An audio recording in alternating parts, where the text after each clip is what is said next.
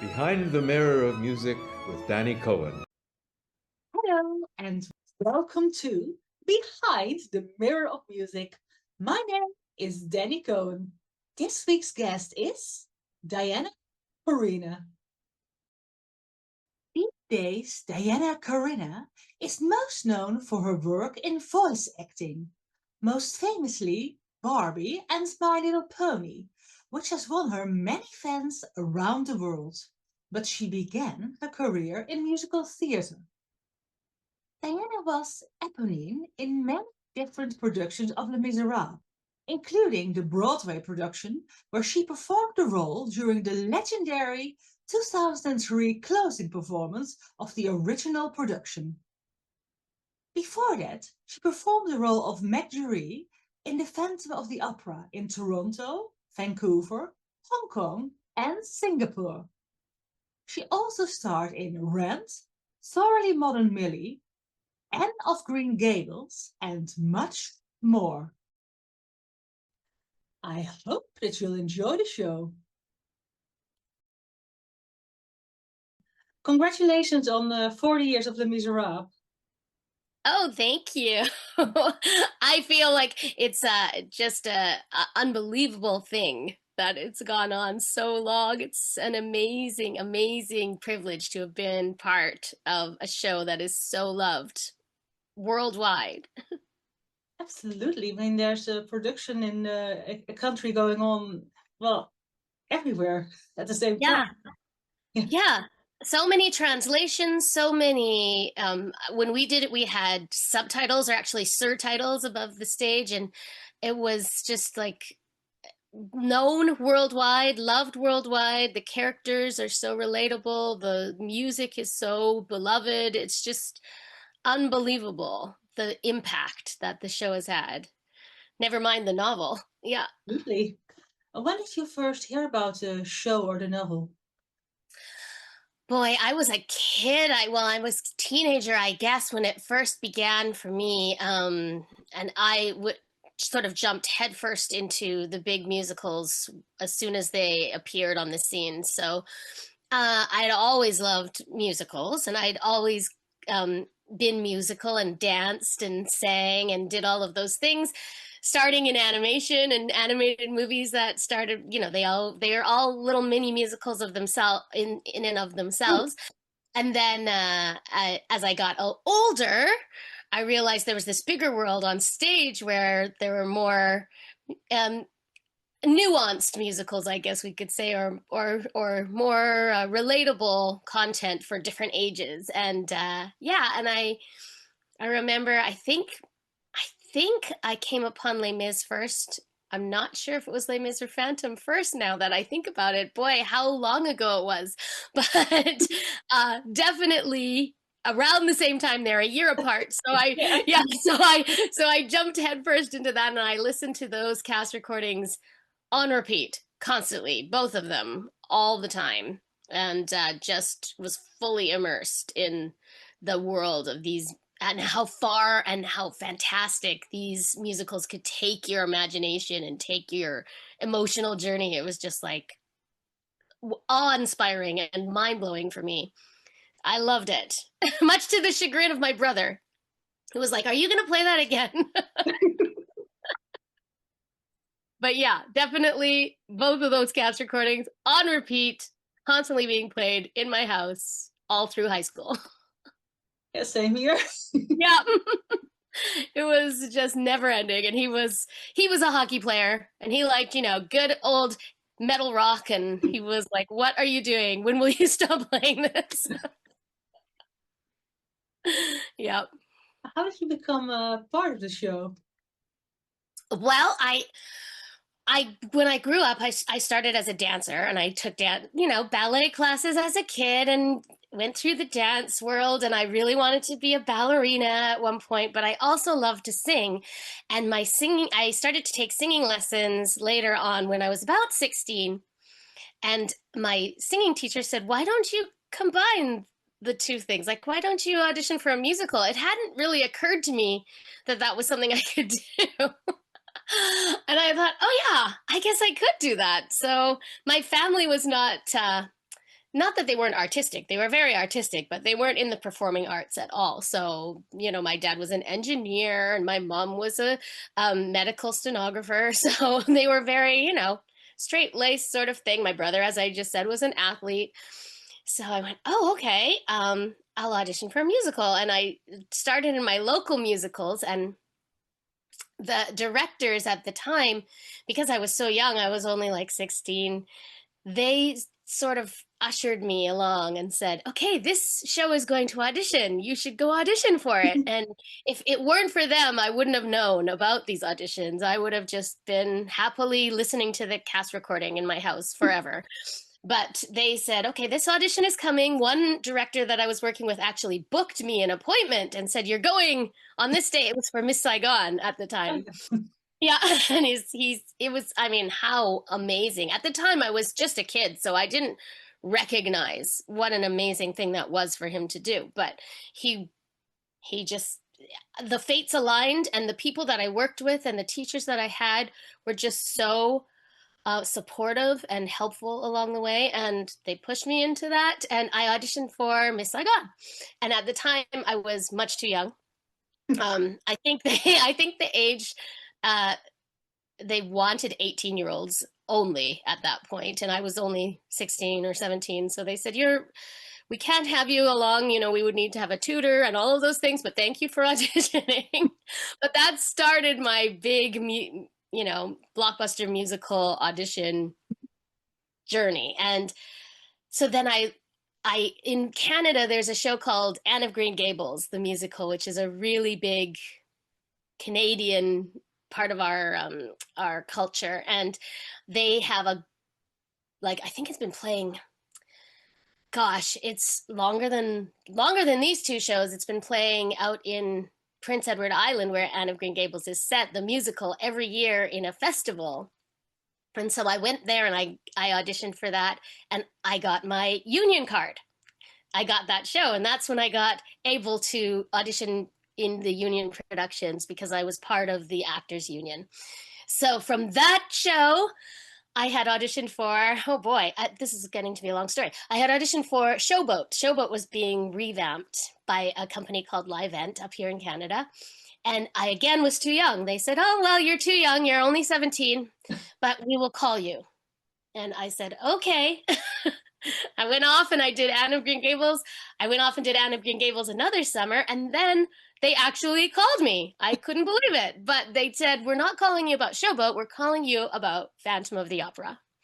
And I was like, oh, okay. And I was like inside screaming, because I'm like, Phantom of the Opera, like these are my two big shows, Phantom and Les Mis. I was like, you're calling me a Phantom of the Opera, I'm so excited. And thankfully, I had trained as a dancer and wanted to be a ballerina. So they said, we just need to know that you can do the point work. And I was like, oh, I can do point work. So I had to go to an audition. It was an open call for the company in Vancouver.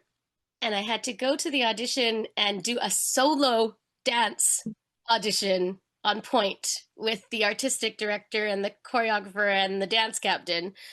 And it was, that is very unheard of in musical theater, to do a solo dance audition.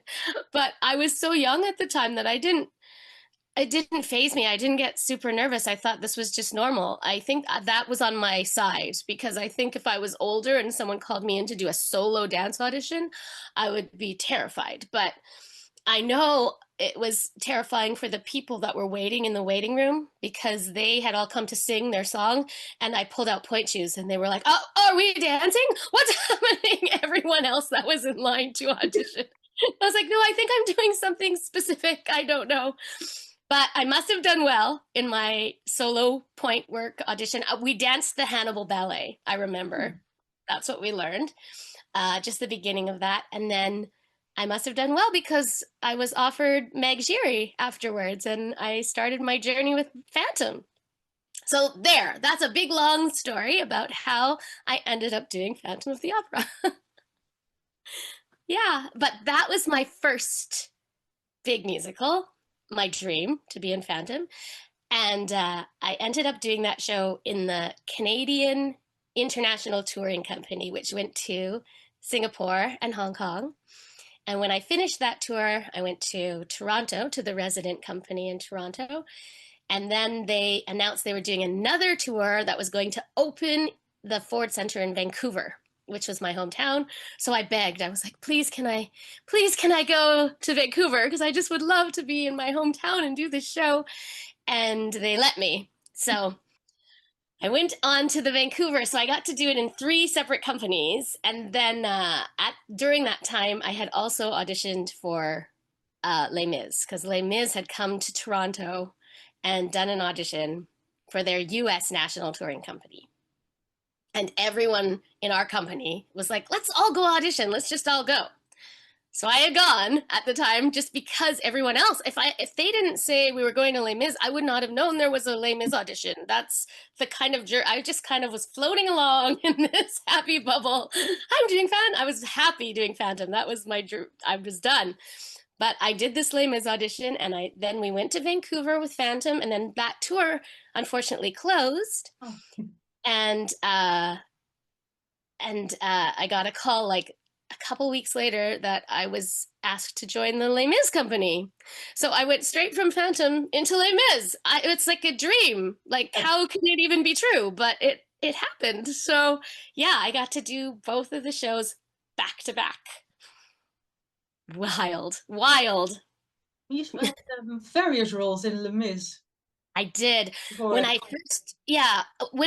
Mis was I did the Canadian Phantom of the Opera, which was international tour and a national tour and the resident Toronto company. But it was all very based in Canada. And so this company was coming, and they had a reciprocal agreement. The US national tour had a reciprocal agreement with our Canadian Actors Equity Union that they had to hire a certain amount of Canadian actors to sit in Toronto for a chunk of time.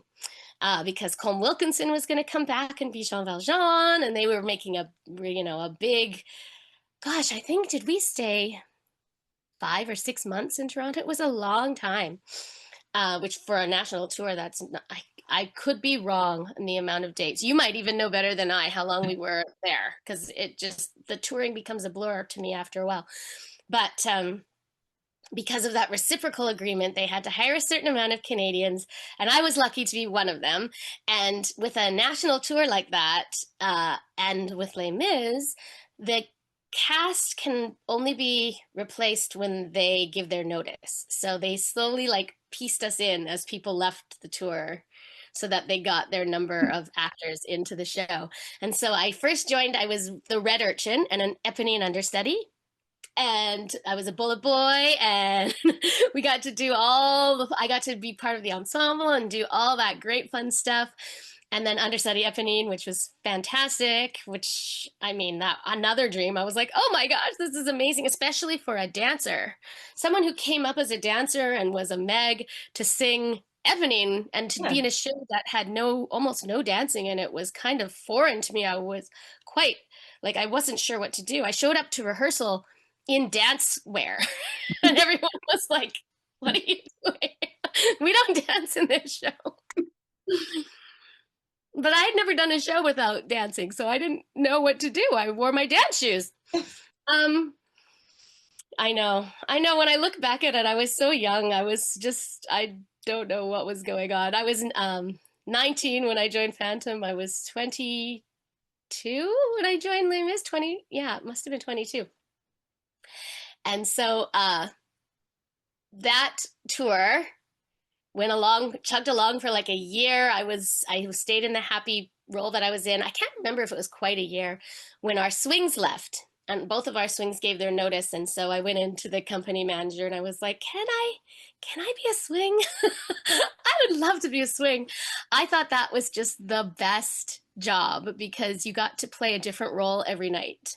If you go out, you could be the hair hag tonight, and then tomorrow you would be, you got to be, oh gosh, I'm trying to remember. You could be, what were all their names? Gosh, it feels like I shouldn't even say some of them because the head whore was one of them, and the factory girl. You got to be all these different parts throughout the run. So I was thrilled. And they said, yes, you can be the swing finally, they said, but you're going to continue to understudy Eponine. So I was like, perfect. Fine with me. So that was really fun. I really got to know the show inside and out when I became a swing, because you get to play all the parts, be in all the scenes. And then after a little while as a swing, the Eponine left, and they asked me if I would replace the Eponine. So I did that too. So I got to be Eponine full time as well. So I had a full journey. I was a bullet boy, I was a swing, I was Eponine, and then I had been on tour for a really long time at that point. And I said, I'm going to go now, I think, because I'm very, as you can tell, I just kind of was thrust into this journey. I didn't really have like these huge aspirations to find these things and do them, although I was not against it. Definitely. I was very excited to be part of it. But I'm also very family oriented. So I was like, I haven't had Christmas at home in like 6-7 years. I would really love to go home for Christmas. I've been on tour here for almost 4 years with Les Mis and 3 years with Phantom. So I gave my notice and I started driving home. I was driving the tour, and I was driving home from San Diego to Vancouver, straight up the coastline. And they called me as I was driving home and said, would you like to come and join the New York company? It was November. So I was like, oh, yes, but also I really wanted to go home for Christmas. And so they were kind enough. Robert Nolan, bless his heart and his soul, they were so kind, and they said, okay, we can make that happen. We can have you join in January. And I was like, oh, unbelievably lucky.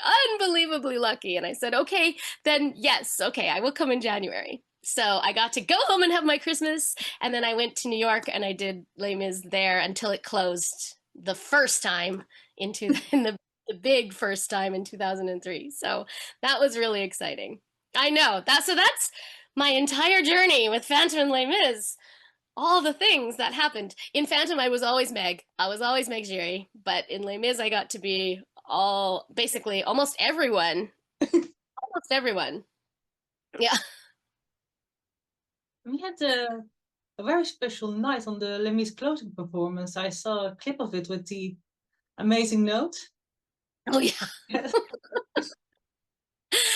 Okay. Yes. And there's a story behind that. We had, in the Imperial Theater, on the dressing room for Cosette and Eponine was shared. So the two of us were in one room. And then the next room over was Fantine. And then the next room over was our music director, our conductor. So the three of us were on the same floor, and we were always hanging out and really close, and we would chat. We also had a mouse on that floor. That was our little friend as well. So we had a great time. There's so many stories from our dressing room floor, but as Les Mis was coming to a close and we knew that it was going to end, we found out that final performance was going to be invitation only. It was going to be all people who had done Les Mis before or had worked on Les Mis before or were special guests of the show.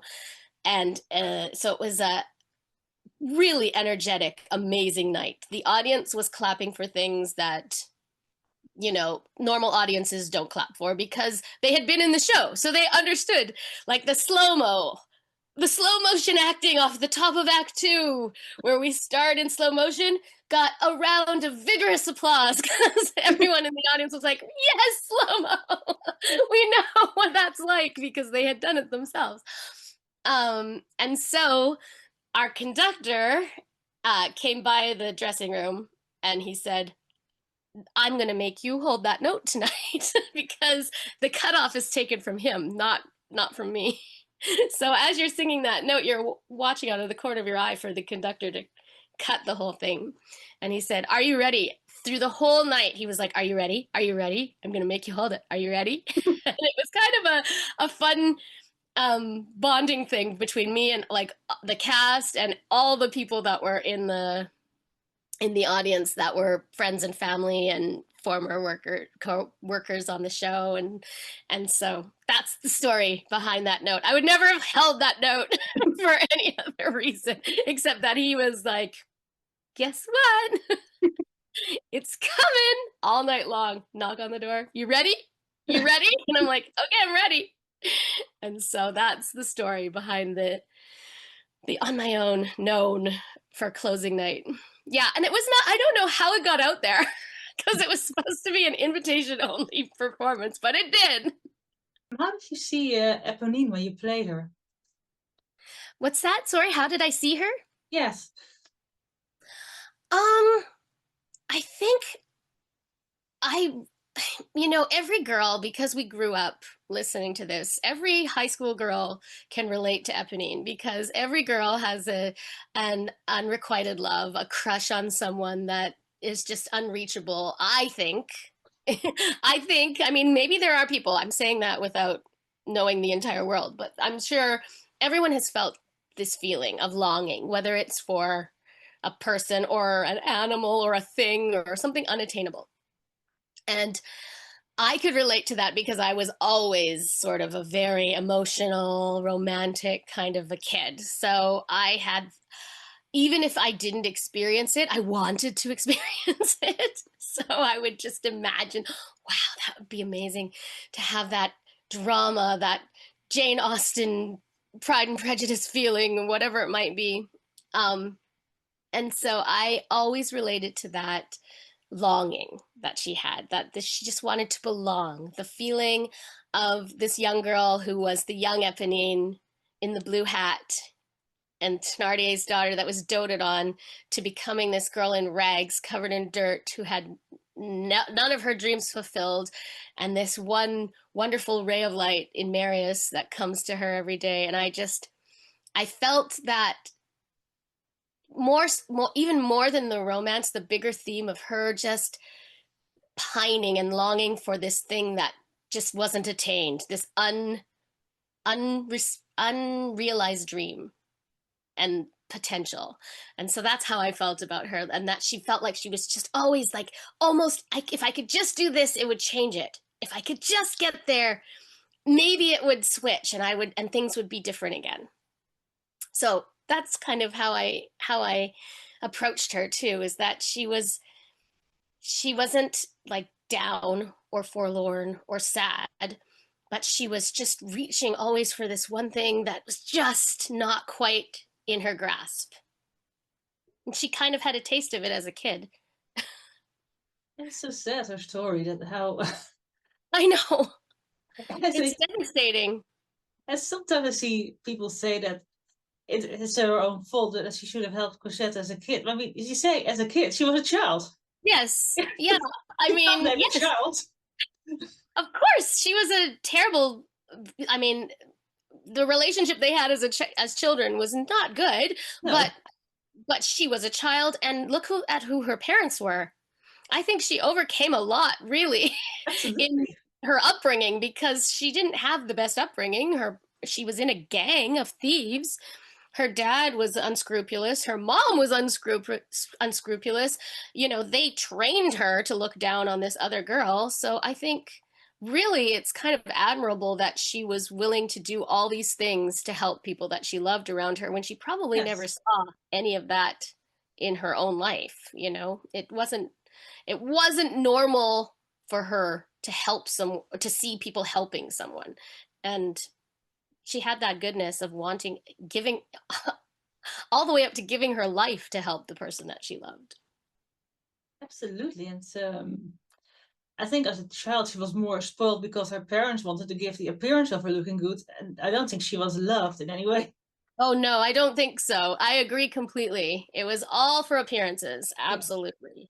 She was a doll, really. Yep.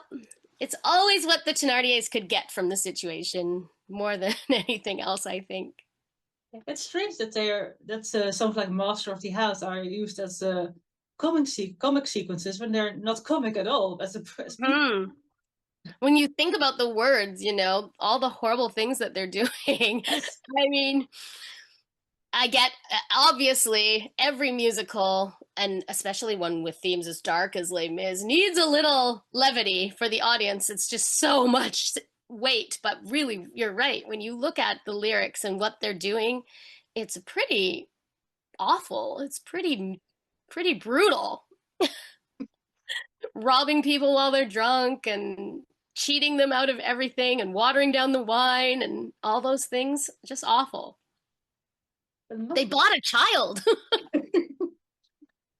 They basically are, and then they sold a child, you know? They're like, okay, we'll take care of your kid if you pay us so much money, and then made her a slave, and then just sold her to a random man who came into into the tavern. Taking the money of the mother when pretending they were looking after her. Right? Yeah. Just everything was always convenience and how it served them. So, you know, I think seeing Eponine growing up in that situation, I think she's quite noble to be beyond what they did. Like even when she goes against the gang at the attack on the Rue Plumet and, you know, tries to protect the house and gets and pays for it for, you know, her dad beats her. These are things that I think, you know, would show us strength of character in this person, that she's willing to do that for the people that she cares about. It's risky. Yes. And it's strange, actually, both kids grow up to be so strong. I mean, Gavroche too. Mm-hmm. Gavroche too. Yeah. Like really, Gavroche is amazing. Both of them gave their lives too. Yes. You know, they're really, I think, heroes in their own way, but for their own causes of humanity. Yeah. I think that's kind of why I think people can relate to the story so much, because there are all these characters that everyone can relate to on certain days, on certain years. Mm-hmm. And so many of these, I mean, Victor Hugo's novel is all about humanity, really, about these little touches of what makes us human and how we relate to each other. And I think very, you know, very important for our times now as well. Like people, these things are real life lessons and really help strengthen people's character and hopefully give them a lens on, you know, how you should behave and what you can do and how you can make your life better. And what, you know, shall we continue to look upward is such a intense quote, really, because there's so much negativity and things that happen to people, so many hurdles you have to jump through. And how can you continue to be a good person, and how can you continue to be loving through all of that, and how can you try to further, you know, people and life and our relationship with others. So I think it's really important, and I think both Gavroche and Eponine are real, and Valjean, of course, are real stewards of that story of, like, no matter where life puts you in the world, you can always try to better it. You can always try to help people. You can always do what you can, even though somewhat I mean, Eponine, it does have an ulterior motive in that she wants a better life for herself and she wants the man she loves, but the fact that she can be selfless about it and is important, I think. Yeah. Weirdly, in that it kind of mirrors with Phantom, how he also had that kind of life and then still could give up Christine when he almost had her. Yeah. I mean, to have that touch of humanity. I think these stories, especially these authors, they wrote such important messages into these books that, you know, can be easily thrown away as romantic stories, but there are such important messages that we should take as people about how to treat each other and how to react in certain situations. So yeah, I agree. Phantom is heartbreaking. It is. It is. Do you have any stage memories of special things that happened, or special moments with actors you worked with? So many. I spent so much time on. We had so many funny moments, touching moments. In Les Mis, especially, uh, a funny one was I one time right at the end of A Little Fall of Rain, I had just died. I just kissed Marius and died, and someone's cell phone went off in the audience right at that moment. Just like a very distinctive, here comes the phone ring. And Marius leaned over. I think it was Kevin Kern. It was probably Kevin Kern that leaned over, and he was like rocking me, and he just whispered in my ear, "It's for you." Because it was so obviously quiet moment. This big ringtone. I remember that one so clearly because I was like, "Do not laugh. You are dead. You are dead. Do not laugh." But it was just a great moment. It's for you. Um, and then there was another great moment on tour where we were in, I think it was Denver, and they had a whole bunch of seeing eye dogs that Oh, had come to train at the show. And they were so good. And I am a huge animal lover, as you can tell, because I've got my dogs, my cats. But they were being so good. I was so proud of them. They're just sitting in the back. And then as soon as the gunfire went off on the barricade, they went. They went bark. There was like barking and howling, and they were doing their jobs. I mean, they were warning us that yeah. guns were going off. So that was a great bit. I was like, "Oh, look at them go! They're so good. Those puppies. They're trying. They were so great." And then the guns, and they were like, "No, no, we can't sit still. We must warn these people." Uh, and then, and then a poignant one was really, really hard. Was also, I think it was in Colorado Springs, and it had happened just after Columbine had happened, which was the big school shooting, and we happened to be there doing Les Mis, and there was a field trip for the students of Columbine that had been planned before the shooting, um, to see our show, and we found out they were still going to come. And it was just maybe one of the most difficult and hardest performances and moving performances that we ever had to do. And I remember really strongly, it will be imprinted on me forever, doing Turning afterwards. Turning was just, we couldn't get through it. We just cried through the entire song because it was so uh it was just so touching and applicable and horrible and moving, and we almost were like, how can we perform this? How can we do this barricade scene where the students lose, and then how do we sing this song about that? It was awful, to be honest, but it was also, afterwards we heard back from the students, and they said it was very healing for them to do that. And I'm glad that it was. I can't imagine how it could have been. It was so fresh, but I'm glad that it was. Music has that magic, and theater has that magic, but that was a hard moment. But there have been lots of funny moments as well. So many funny moments. Yeah. I mean, the phone call, that was for me when when I passed away as the Eponine. There was I remember one time in Las Vegas, our Javert's microphone wasn't working, and it was just before Stars. And so we had, during Stars, Eponine and Gavroche hide behind the two towers of the city of Paris, and we wait until the end because Gavroche comes out and does his little bit, and Eponine after Stars does Cosette, now I remember Cosette. So we hide up there through all of Stars, and because his microphone wasn't working, he went off stage, and the stage was completely bare, and the audience or the orchestra just vamped the beginning of Stars over and over again, just do do do do do do do do do. And I was like, we should do something. Like, it's been about a minute and nothing has happened on stage. The only people on stage are me and Gavroche. And I kept motioning to him, like, let's do like a scene on the bridge, like let's just go and like talk or move or do something. And he was just petrified. He would not come out from his hole. So it was basically just me. I just ran across the bridge, and then I ran to the middle, and I looked around, and then I ran across again. And I was like, come on, Gavroche, and he would not come out. But I remember that just being painful, because I was like, I can't do anything except we could either just hide here, or we could try to fill the space for the audience that's sitting there over and over again. There are many, many amazing moments, many stories. Yeah. Trying to think. There was another time we were in Dallas Fort Worth.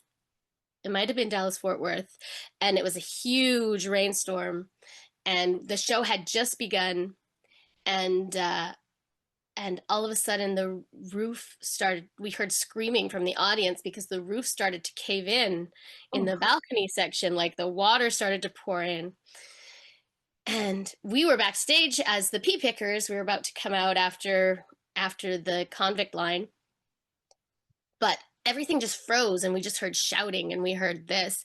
And then two of our male ensemble members were former EMTs and ambulance workers. So they jumped the orchestra pit and ran into the audience and started administering first aid in their convict costumes to the people that had bits of ceiling falling on them. No one was seriously injured, but they were just shocked. But I guess because they sprung into action when they heard the screaming up there and the ceiling falling in. And so the show ended up being canceled. At that, we never got past that line. But that, I still remember that as well, because we were like, they jumped over the orchestra pit. They hurtled themselves like superheroes into the audience and started rescuing people. I mean, that's fabulous, but it's definitely a good story. It's one for the books. It is. It's so amazing what could happen in theater. I know. Live theater? Yes. Wow. Live theater was amazing. Phantom had its own interesting things because people, I guess, people don't realize they're so used to television that they don't realize we can see them back. And because Phantom is so romantic, there were so many dates. There were so many people kissing each other in the audience through Phantom. We'd be like, we can see you. You might want to stop. That was we were always amazed. That couple maybe needs to stop making out in the audience. We can see you. It would be funny if one of the Phantoms had mentioned it during one of his notes. Like, please stop. You're distracting everyone on stage. Yeah, those were the funny moments. There's so many. What were some of the Phantoms and Christines you worked with?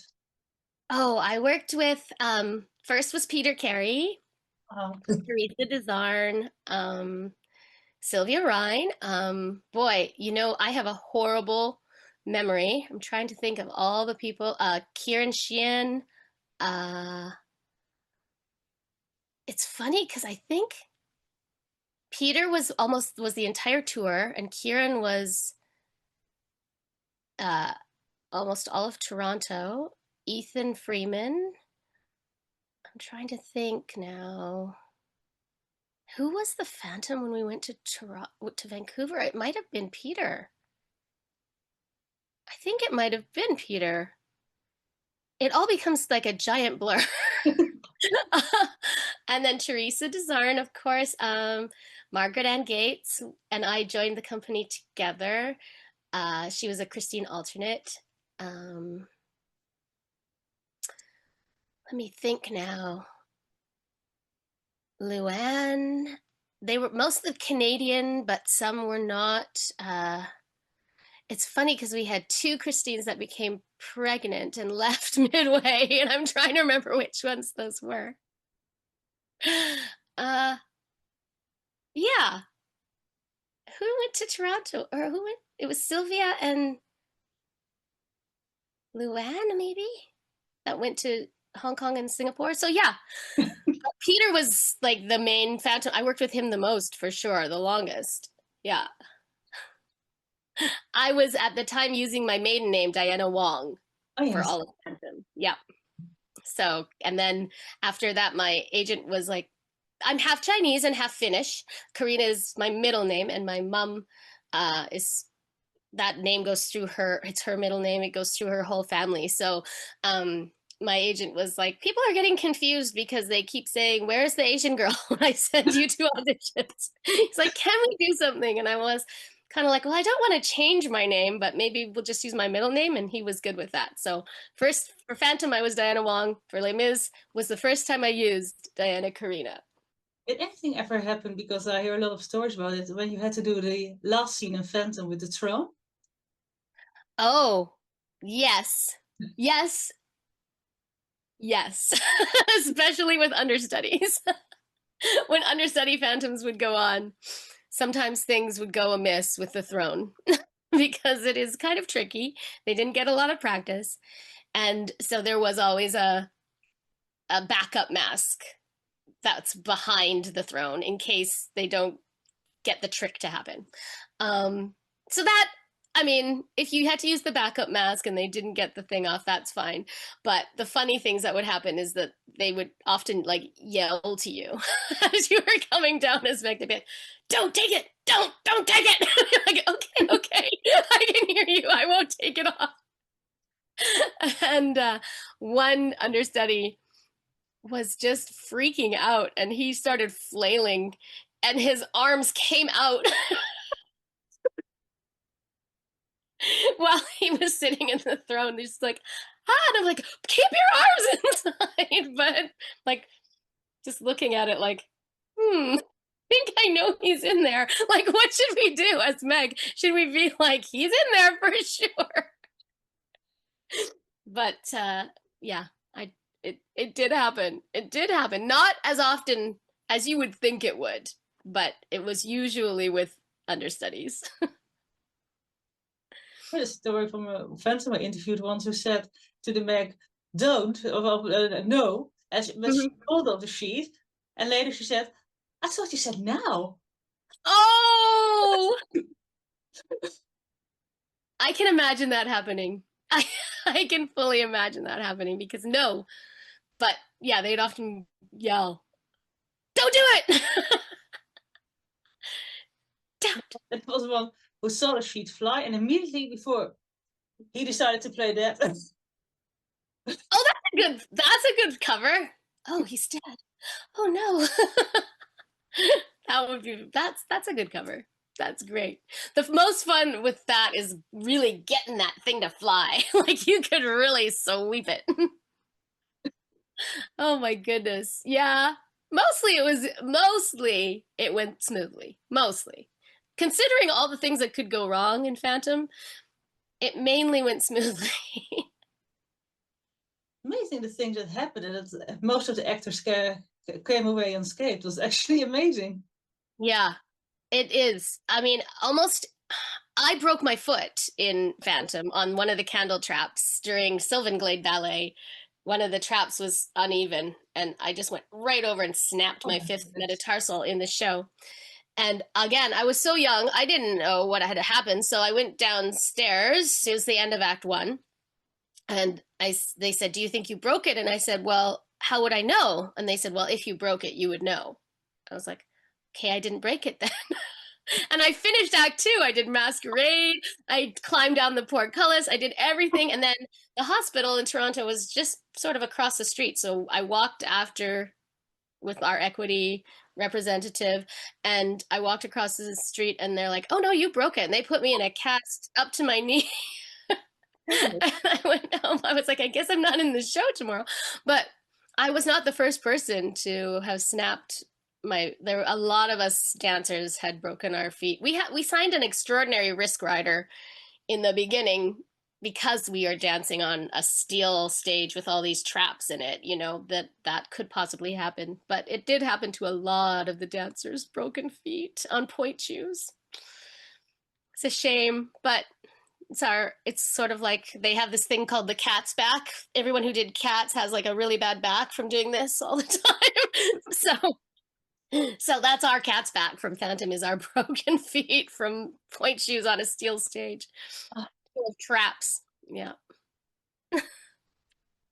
That's one good thing about the tour. The tour didn't use the candle traps. The tour, the candles came in from the side. So you didn't have, the stage was a little safer.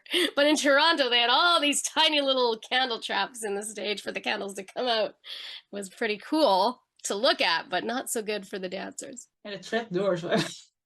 I know, so Yeah. many trapdoors. So scary. Did you ever get a chance to see the production that was in Las Vegas? No, but I heard many stories about it. That one had like tricks and amazing, like a couple of my friends were in it and I went down to see them in it, and it was mind-blowing, the things that they did. They used actual Vegas magicians and did some of the tricks, and I still think that, man, they should incorporate some of those into into the main production, because it was really cool. Raoul, instead of just holding a pretend lasso, like was swept into a cage above the stage. It was really cool. Yeah. Things that can go wrong, though. Yeah, I think Sierra Boggess actually fell through the trapdoor. So That sounds about right. Yep. Yep. Especially with all that fog. yeah, There's fog everywhere. There's trapdoors. It's quite perilous. The only time I had a trapdoor incident was in Rent, of all shows, which you don't even realize. I did Rent in New York, and you don't even realize there's trapdoors. They don't even really need to use them, but they do. They have these trapdoors, and people pop out of them during some of the scenes, and that's the only time I had, like, all these dangerous technical shows like Les Mis and Phantom, and the only time I had a trapdoor incident was in Rent. I bonked my head. The trapdoor came down and got me. Wow. But yeah, I did break my foot in Phantom. Les Mis, I never got hurt on the turntable. I can't think of anyone who got hurt on the turntable, and even with the barricade and all of that, no one got really injured, thankfully, knock on wood. I think we practiced so much with that, but yeah, Phantom was a whole different thing because of all the smoke and the traps, for sure. I heard about Toronto, but I don't know which Phantom it was. It who fell down the masquerade stairs. Oh, really? Did one Yeah, fall down the masquerade stairs? yeah. Yikes. I mean, he is wearing a mask and high heels, so, and a giant cape. It's kind of prime for them to fall down the stairs. But you know, the guy that runs down the stairs is a double at the end, and the Phantom really only has to go down like 4 stairs, so he didn't really have to fall. Hopefully he didn't fall too far. Gee, I wonder who that was. Yeah, it was this story, but nobody ever got around to saying which Phantom it was. He fell down the stairs, and the music went on, and his voice, and then he just lay there, and everybody just kept watching him. Yeah, let's just look at this guy lying here on the ground. I know there's things you can't control. There was one understudy that went on for the Phantom that when the angel lowered at the end of All I Ask of You, and he's in it, you know, I gave you my music. They give them like a tiny little flashlight, a little mag light to find their way into that angel before they get in when they're climbing up from the proscenium and before it lowered. And he was terrified of heights. No. He was so dreading climbing up there and getting in that angel and lowering and swinging over the stage, and he started again flailing. What is Phantoms and flailing arms? He flailed and he flung that flashlight out of the angel, and it went flying, landed on the stage, almost hit the Christine, I think. Yeah. Dangerous things falling from above, like that could have really hurt her, actually.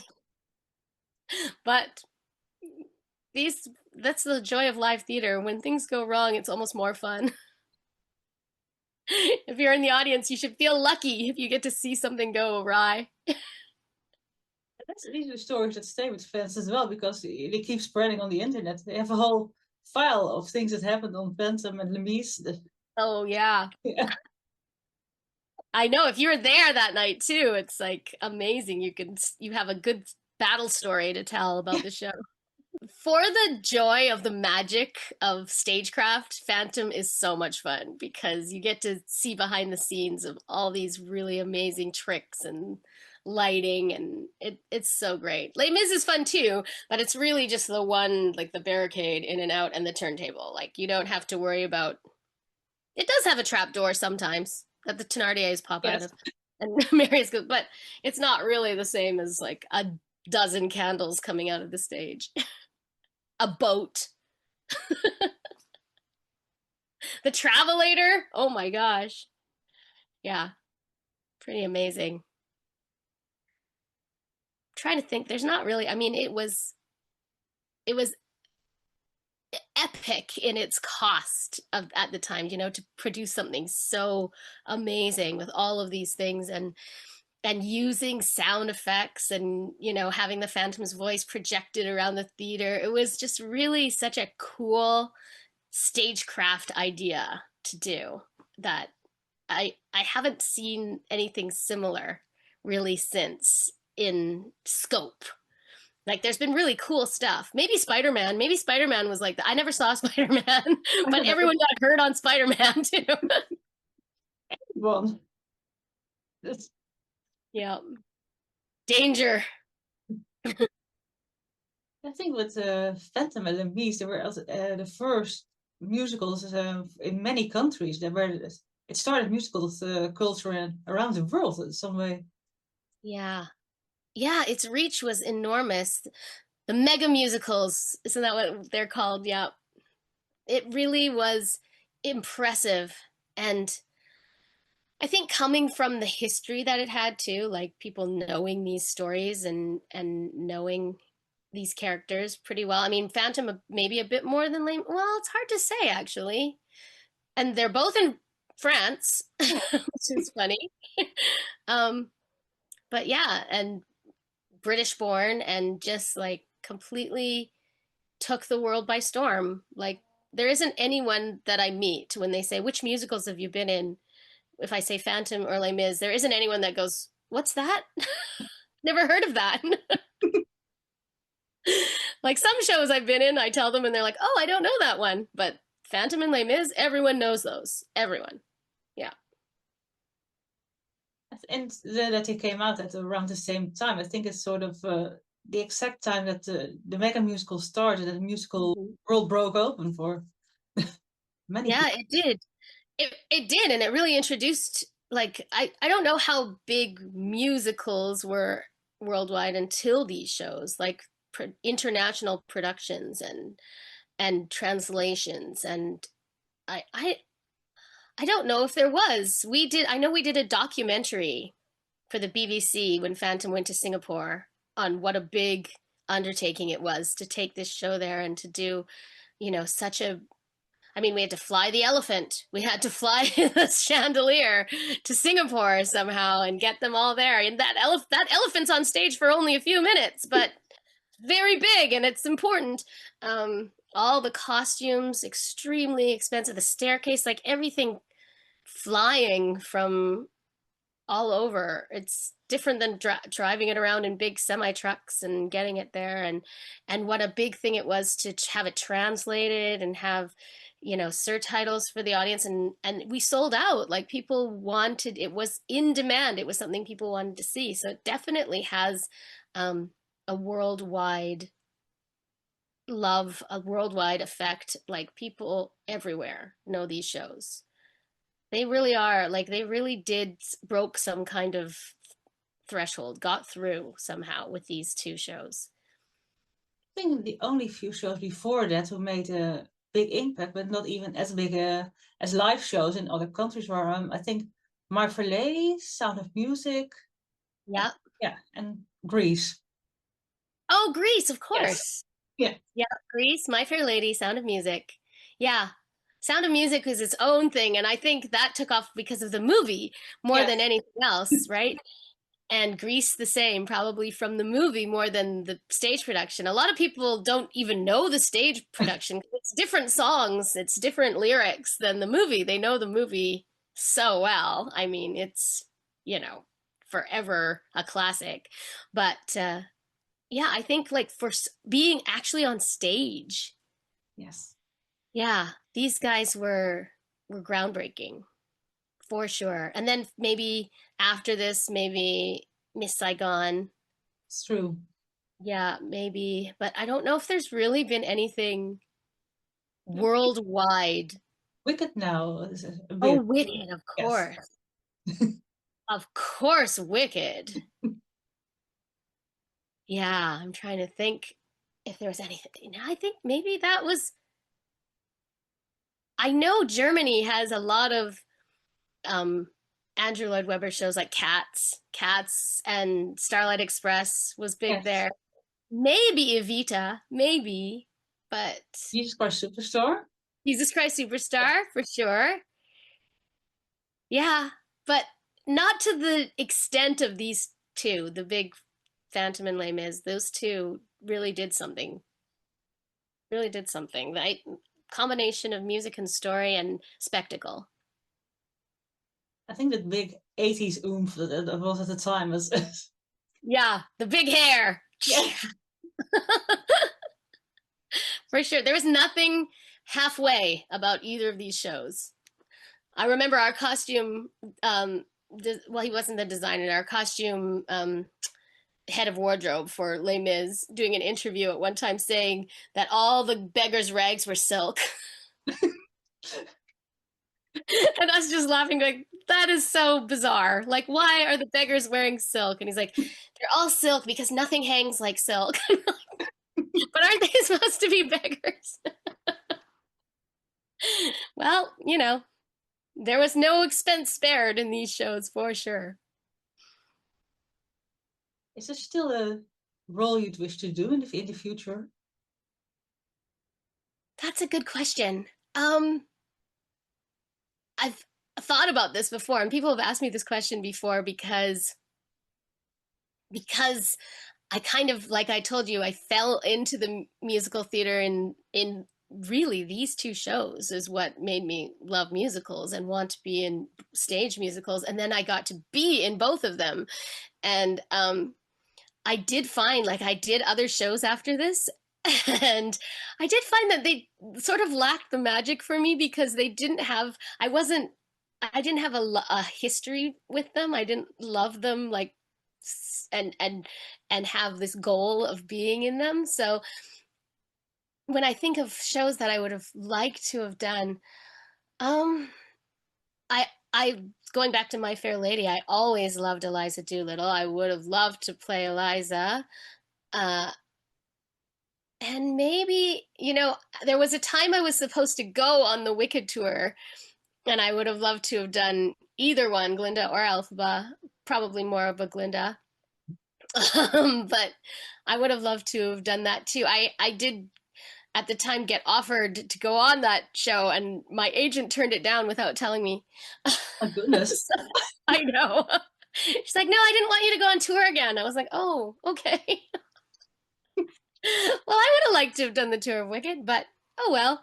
Um, so yeah, yeah, maybe that's the one that got away. Is maybe Wicked. Mm-hmm. Any of the parts, whatever, just the show. How did you start into voiceovers and voice acting? Well, going back again to when I was a kid, I had a musical theater teacher that took me and got me signed with her agent at the time. She's like, "You need an agent. You're coming with me." And I signed with her agent. And at the time I didn't know what that was, and that agent said, "You should do cartoon voices." And I had always grown up with cartoons, with the musicals, all of the Disney musicals and the Don Bluth musicals. And I also grew up with all of like the MGM musicals, like Fred Astaire and Judy Garland and all of those. I loved them. But I would try to going back to the animation, I would try to copy the voices all the time. I was constantly making voices and trying to imitate everybody and the way that they sang, the way that they talked, everything, memorizing the lines. So when I got this agent, she said, "You should do cartoon voices." I said, "Oh, I love cartoon voices." And she got me into that originally. But I was very young again. I was like 16. I did a cartoon and then I left and started my journey with all these musicals and Phantom and Les Mis, and we're traveling around. There was no time for any of that. So then when I had my daughter, when she was born, I was pregnant with her during Rent. So I always say she was in New York. She was on Broadway in Rent. But when she was born, I decided I'm going to come home and raise her with her grandparents and her cousins and her. I don't want her to be away from family.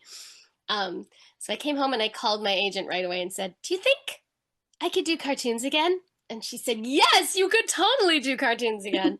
So I just started auditioning and went right back into it. And it is really, truly one of the most fun things ever. I think the reason I have had the career that I've had is because I love playing pretend. I love being different people. I love immersing myself in fantastic worlds and fantasy things, and just I really love to go for it and make crazy voices and imagine fully being in that space. And so cartoons are great for that because, and part of the reason I wanted to be a swing in Les Mis was because I was like, yes, I can play I could be a different person every night. It'd be so fun. So part of the reason I love cartoons is you can be anything in a cartoon, like not even a person. You could be a talking vegetable. You could be an animal that talks. You could be like things beyond imagining. So like I played the sun, a talking sun, like you could. So for me, it has been just a dream because you're never the same thing. Well, I mean, sometimes you are. Sometimes you play a character in a show, but you're so many different types of character and so many different types of voices, and you can go from being a villain one day to being the hero the next day to being a sidekick the other day to being the cute little friend, like it's just a dream to do these voices. So yes, that's how I started it. I started as a kid. I started in the cartoon world. I left to do theater. I had a baby. I came home and I called them and I'm like, and I do cartoons again. It is also a very civilized schedule if you're a parent because it's all in the daytime. You don't have to go to work at 7:30 and stay out till midnight working at the show and come back. But 9 to 6, you're working and you're done.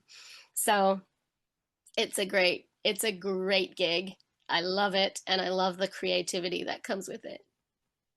You're best known for Barbie, I believe. Yeah, I did Barbie in a bunch of the DVDs for sure. Strangely, I would say the majority of people that contact me about voiceover are in love with Aria Blaze from My Little Pony. There's a My Little Pony world out there that is enormous, and they love that character, and so do I. So yeah, Barbie for sure, and then probably Aria from My Little Pony. I'm still amazed that My Little Pony stayed for so long because it was all the way in the 80s and still going strong. For sure. Yes. For sure. And it even now, like I don't think there's a current like in production animation of My Little Pony, but the fans are still having conventions. They still love it. Like it is so popular. It will never fade away. My Little Pony is just the show's called Friendship is Magic, so I always say My Little Pony is magic. Like it is connects people. People love it. And another show that I did a couple of times is Strawberry Shortcake, and that's been around as long as My Little Pony as well, yes. And it's still going. Barbie, of course, has been going forever. Absolutely. Strawberry Shortcake, My Little Pony, and Littlest Pet Shop. Littlest Pet Shop is not as long as them, but it's also had a really long journey, I think, from the 80s, right? So 40 years of Littlest Pet Shop. I know, these toys are... they're passed down from generation to generation, I guess, but they keep evolving. They keep changing the way they look, so I guess that keeps people interested. It's also timeless. If it's a good story or good characters, it's timeless. Yep, that's right. That is the magic. The magic is the character, I think, too. Like if you can't get an audience to care about the characters, the story can be really great, but nobody worries about what happens to those people if they don't like them, right? And sometimes when you watch a show, then you see, oh, this could have been a great story, but I don't like these guys. Yeah, I know. I've done that too. I've been watching a show and I'm like, I don't know. I'm really not rooting for anyone. Like I really don't like anybody here. Click. Truly. You could watch the most interesting people do nothing if you like them, right? But if you don't like the people, it doesn't really matter what they do. Or animals, or pets, or ponies. And the cutest thing with My Little Pony I saw one day was that there was actually a Phantom of the Opera story with My Little Pony. Yes, I saw that. There were a lot of musical tie-ins with My Little Pony, actually. I was like, wow, this is kind of cool. There've been a few Phantom crossovers. Yes. It's pretty great. I mean, timeless, like we said. I think this should be a Barbie Phantom episode. That's a great idea. There should be. It might be too scary for the kids. But they've seen some pretty scary stuff in some of these cartoons, you know? Like there's some like the K-pop Demon Hunters. It's got some scary demons. We could have some Phantom. Phantom's not as scary as that. I saw a Disney thing yesterday where they did a list of the scariest deaths of Disney villains. I thought, oh my goodness, did I watch this child?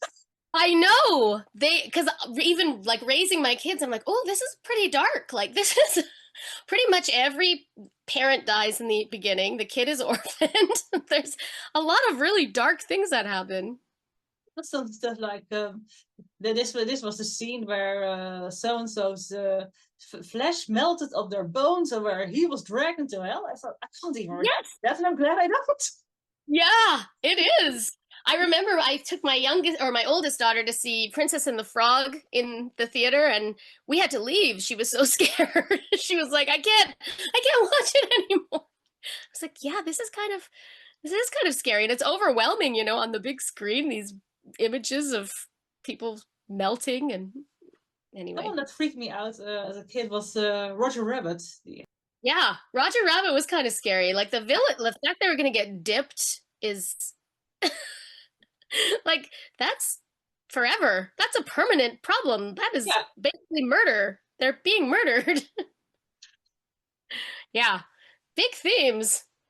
But I guess we all somehow survived through these things, thankfully. But there are some dark stuff. I guess Phantom is it's pretty simple for a kid nowadays to understand. I think that's good because I can focus on the moral of the story more than the scary parts. Yeah, for sure. The morals are big, and the music. The music is so important, you know? I think I always tell my kids you have to have music. You just have to. It's the best outlet that you could possibly have for, you know, when things are great, you can listen to music. When things are sad, you can listen to music. Like it is the best outlet, and anything that makes you feel something or helps you work through an emotion is powerful. And I think both of these shows do that in spades for people. Like the emotion, just a violin can bring, you know, impressive. Yeah, the oboe in Les Mis just brings up all these feelings, and even simple orchestrations. I never got to see when Les Mis got simplified, the orchestra got simplified, but I would be very interested to hear that, because sometimes just that one single instrument can inspire so much in someone. And I think that along with the stories, the music that was in these shows just captured people. Absolutely. I mean, the moment you hear it, you're somehow back in the story. Mm-hmm. When in Phantom, when the auctioneer goes, you know, with a little illumination, gentlemen, and the organ comes in, there is nothing as exhilarating as that moment. Like this will bring me to tears. It's so powerful, and it's just really music and spectacle, but you know, just an organ chord pounding through an entire theater. really powerful. So these Les Mis too. Les Mis has its amazing musical moments as well. It, it can't be topped in terms of emotionally attaching itself to you. Yeah. Absolutely. Is there anything in this interview you want to add or talk about that you haven't? Oh boy, I think we covered so much. I don't know. I have a bunch of more stories, but some of them I don't know if they're okay for me to tell. I've got to check with other people before I tell. But I just think I'm so privileged and honored that I got to be in both of these shows that I grew up loving. I pinch myself still to this day going, I can't believe that it came true. Like as that little girl that was sitting there going, I love this show. I'm playing it over and over. And my brother going, stop playing that song. And and then to being in it, even he was like, I can't believe you're in it. Now I have to listen. Get to stop. Yeah, now I have to listen to it more. But just I felt so privileged to be. I feel like it's created a community and so many people that love it. It belongs to everyone, you know, like everyone has ownership in it, and we all are like a giant, you know, the fans, the PHANs are like, and the Mizzers are all like amazing families that kind of are global, and we all understand and know the same story and know the same music and know the same moments. And I think that community is really touching and amazing, and those things belong in other places too, but there's just something special about these two shows that I feel super lucky to have been a part of. And just to add one more fun thing, just because it's an interview, it's what's amazing to me is that when I went to see like the people that we were all kids in the show, we were the kid cast, the Mariuses and the Eponines.